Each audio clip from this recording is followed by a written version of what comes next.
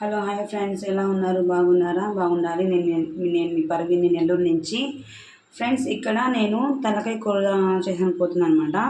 దీనికి కావాల్సిన పదార్థాలు: నేను ఒక తలకాయ తీసుకున్నాను,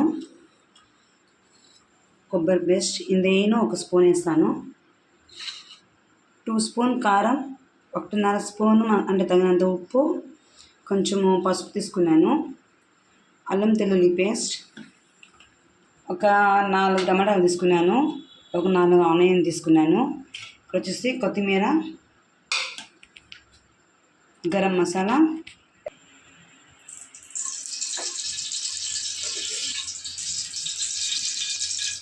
మూడు చెంచాలు ఆయిల్ వేసుకున్నాను. ముందుగా ఆయిల్ వేడి అయిపోయింది, నేను ఎర్రగడ్డలు వేసుకున్నాను.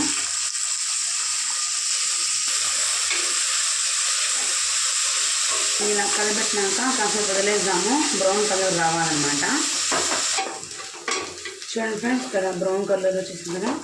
ఇప్పుడు మనము 1 స్పూన్ ఆనియన్ పేస్ట్ వేసుకున్నాము, వెల్లుల్లి పేస్ట్ వేసుకున్నాము, కొంచెం పచ్చివాక. దీంట్లో నేను ఈ మసాలా వేస్తున్నాను.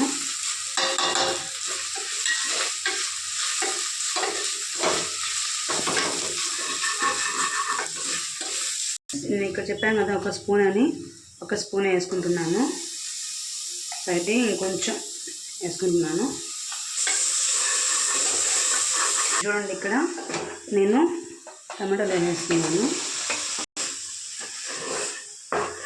ఇది బాగా కొంచెం మెత్తబడిపోవాలి టమాటాలు, అప్పుడు కూర వేసుకున్నాము. సరేనా? కొంచెం వాటర్ పోసుకున్నాము, కింద మాడిపోకుండా ఉన్నదానికి. సరేనా? కాసేపు కుక్కర్ మూత అలా పెడదాం పైన ఊరికే, ఎందుకంటే తొందరగా టమాటాలు మగ్గిపోతాయి కాబట్టి. ఫ్రెండ్స్, ఇలాగ అయిపోయింది కదా గుజ్జు గుజ్జుగా. ఇప్పుడు నేను దీంట్లో కూర వేసేస్తున్నానండి.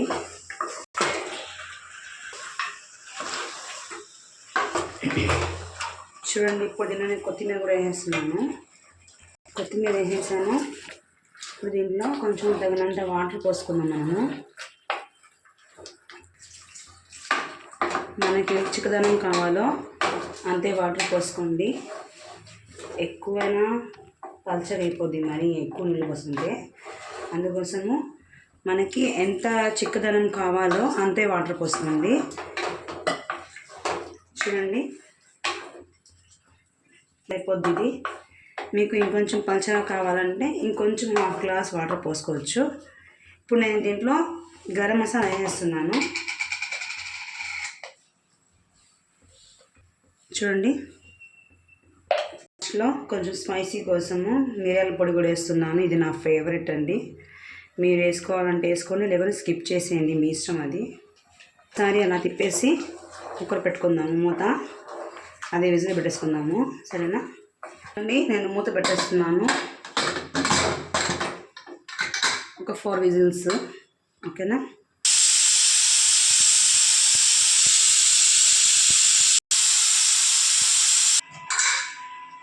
చూడండి ఫ్రెండ్స్, అయిపోయింది.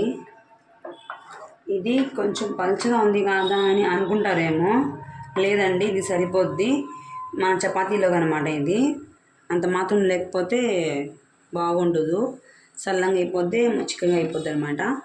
మీకు నచ్చితే లైక్ చేయండి, మా ఛానల్ని సబ్స్క్రైబ్ చేసుకోండి. లైక్ చేయండి ఫ్రెండ్స్. కామెంట్ బాక్స్లో కామెంట్ పెట్టండి ఎలా ఉందో అనేసి.